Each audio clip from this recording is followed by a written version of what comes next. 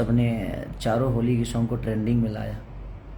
और एक तो बवाल करेंगे मुझे लगता है 10 दिन से लगातार ट्रेंडिंग में।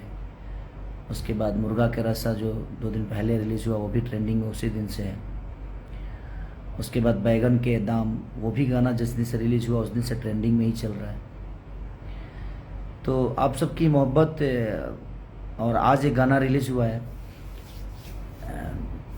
वेब कंपनी से, वो भी ट्रेंडिंग में है।